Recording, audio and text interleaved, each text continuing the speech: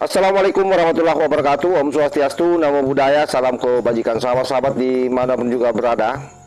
Kembali viral penugasan daripada Ibu Rektor UGM ya, Ibu Opa Amelia. Ini masih terkait soal ijazah Pak Jokowi. Entah apa maksudnya Ibu Opa ini kembali mengeluarkan satu pernyataan yang sebelumnya itu sudah pernah disampaikan sahabat. Sepertinya beliau juga ini sudah mulai gerah dengan proses yang begitu lambat di Polda Metro Jaya, karena kita tahu bahwa baru saja Polda Metro Jaya merilis untuk menyiapkan bagaimana supaya kasus ini kembali dilakukan gelar perkara. Dan ini jujur ya, semakin memberikan sinyalemen-sinyalemen bahwa memang di Polda Metro Jaya hari ini luar biasa tekanan yang masuk. Karena seorang saja yang sudah tersangka, yang jelas-jelas sudah disangkakan pasal lebih 10 tahun ancaman hukumannya, masih diberi ruang. Padahal mestinya hal ini dilanjutkan saja P21, nanti pada proses persidangan baru mereka disuruh mendatangkan ahli, disuruh mendatangkan saksi yang meringankan. Heran juga saya ini. Ya mungkin karena dia mau ideal ya, karena ini menjadi kasus yang saya kira disorot dan memang lebih tinggi muatan politisnya, apalagi sudah banyak partai yang masuk memberi komentar. Nah, seperti apa pernyataan Ibu Opa Amelia? Ini coba kita simak videonya sahabat. Saya Ova Emilia, Rektor Universitas Gadjah Mada. Isu ijazah Joko Widodo masih menjadi perdebatan di masyarakat. UGM telah dan selalu konsisten menyampaikan informasi sesuai dengan data akademik dan porsi kewenangannya. Berikut adalah penegasan atas apa yang sudah disampaikan sebelumnya sebagai klarifikasi dan bentuk tanggung jawab UGM. Pertama, UGM menerima mahasiswa yang bernama Joko Widodo dan terdaftar pertama kali tanggal 28 Juli 1980. UGM memiliki bukti penerimaannya. Pengumuman tersebut juga dapat dilihat di Koran Kedaulatan Rakyat pada tanggal 18 Juli 1980. Kedua, Joko Widodo menjalani proses registrasi sebagaimana seharusnya dengan berbagai dokumen seperti formulir registrasi dan pernyataan atau janji yang bersangkutan sebagai mahasiswa baru. Data yang bersangkutan juga didokumentasikan dalam buku induk angkatan 1980. Yang ketiga, Joko Widodo menjalani kuliah di Fakultas Kehutanan UGM dengan dosen pembimbing akademik Bapak Kasmujo. Saat ini beliau sudah purna tugas, namun masih berkomunikasi dengan UGM. Keempat, tahun 1983, Joko Widodo menyelesaikan evaluasi program Sarjana Muda yang pada saat itu ada dalam masa transisi dan programnya disatukan menjadi program sarjana. 5. Joko Widodo menyelesaikan pendidikan sarjananya dan menyusun skripsi di bawah bimbingan Bapak Ahmad Sumitro.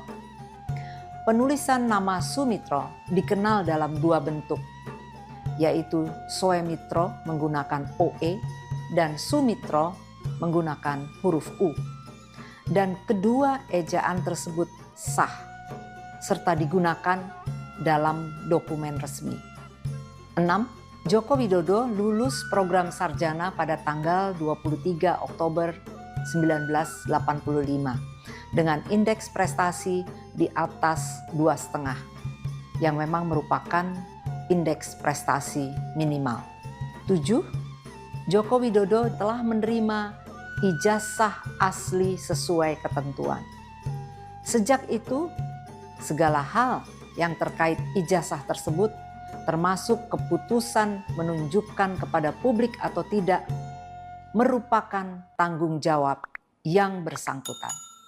8. Terkait foto ijazah Joko Widodo berkacamata, kami tegaskan bahwa di masa itu yang dilarang adalah foto diri dengan kacamata hitam.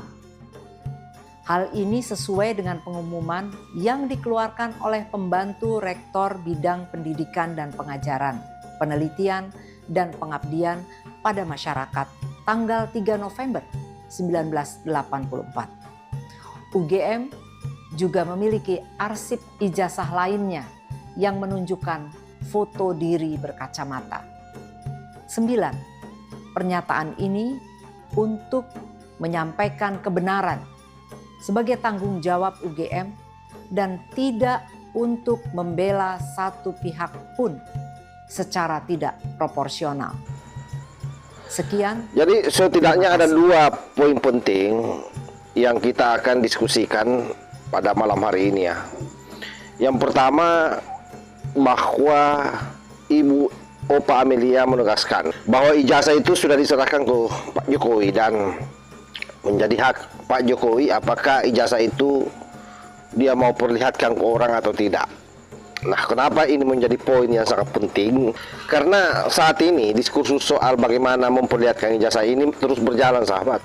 Bahkan karena berharap sekali ijazah ini bisa diperlihatkan oleh Pak Jokowi, para kucluk ini menggugat di KIP, yaitu Komisi Informasi Publik. Nah, kita akan melihat seperti apa putusan KIP nanti. Apakah misalnya ijazah itu bisa diperlihatkan ke orang atau tidak, atau jangan-jangan memang nanti di dalam ruang persidangan. Artinya dalam artian bahwa apakah itu bisa dipaksakan ke orang untuk diperlihatkan. Saya kira nanti KIP yang akan mengeluarkan putusannya. Hanya saja kalau menurut hemat saya ya, yang namanya ijazah, KTP itu sangat tergantung terhadap siapa pemiliknya, karena ada identitas pribadi di dalamnya yang saya kira sudah sangat jelas di dalam aturan kita di Indonesia ini. Yang kedua, soal Pakas Mujo. Kenapa juga ini penting kita sorot dalam pernyataan Ibu Opa ini? Karena Pakas Mujo ini kasihan, pertama sudah sakit-sakitan orang tua. Mereka para kucuk pemburu ijazah itu kan sering datang mengganggu Pakas Mujo. Bahkan karena ada pernyataannya Pakas Mujo pada saat dia sakit didatangi oleh para kucuk ini, yang seolah berbeda dengan apa yang disampaikan oleh Pak Jokowi. Padahal di video ini dan sebelumnya juga disampaikan oleh Ibu Opa Amelia bahwa memang Pakas Mujo adalah pembimbing akademik Pak Jokowi. Jadi bukan pembimbing skripsi, tapi pembimbing akademik. Ya mungkin karena aturannya kala itu memang harus ada pembimbing akademik di UGM.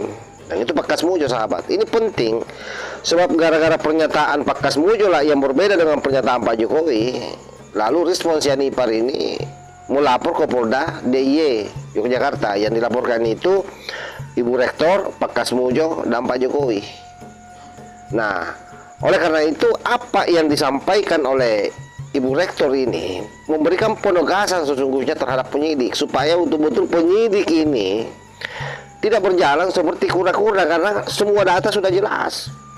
Bagaimana misalnya dokumen Pak Jokowi pada saat pertama kali masuk di UGM sampai tahapannya selesai, itu semua dokumennya sudah ada di Polda Metro Jaya. Jadi seharusnya tidak ada lagi keraguan. Bayangkan saksi sampai ratusan diperiksa, ahli sampai hampir 30-an yang diperiksa. Sekarang mereka kalau mau membela diri, seharusnya nanti di pengadilan mau mendatangkan saksi ahli. Ya mungkin Risma mau mendatangkan saksi ahli dari Jepang. Kemudian Dokter Tipa mendatangkan saksi ahli dari Australia atau Amerika. Atau juga mungkin Roy Suryo mendatangkan gurunya dari alam gaib. Karena kita tidak pernah tahu bahwa yang namanya Roy Suryo ini berguru di mana soal telematika. Karena sesungguhnya kalau kita merujuk kepada ijazahnya sangat jauh dari situ, sahabat. Nah, oleh karena itu saya yakin dan percaya bahwa niat UGM ini pembacaan saya, bagaimana supaya Polda Metro Jaya itu betul-betul memakai kacamata kuda melihat ini kasus. Jangan terjebak dari giringan-giringan opini liar, apalagi itu terkait soal politik. Jangan. Itu ranahnya lain. Biarlah itu menjadi ranah di DPR sana. Apakah DPR juga mau membentuk pansus? Ya urusannya itu Demokrat, urusannya PKS. Karena dua partai ini yang paling banyak melayani orang-orang atau kucul-kucul ini yang warawiri ke DPR RI.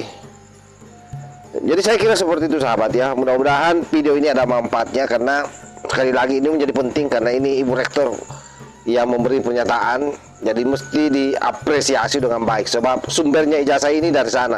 Ketika Rektor UGM sebenarnya sudah menyatakan bahwa sah itu. Kalaupun ada yang mengatakan tidak sah, itu hanya orang gila. Makanya saya bilang bahwa baik mereka para kuculuk ini ataupun profesor kucul ini yang percaya bahwa ijazahnya Pak Jokowi palsu, saya kira itu adalah orang yang tidak waras semua sahabat. Saya kira demikian ya. Wassalamualaikum warahmatullahi wabarakatuh.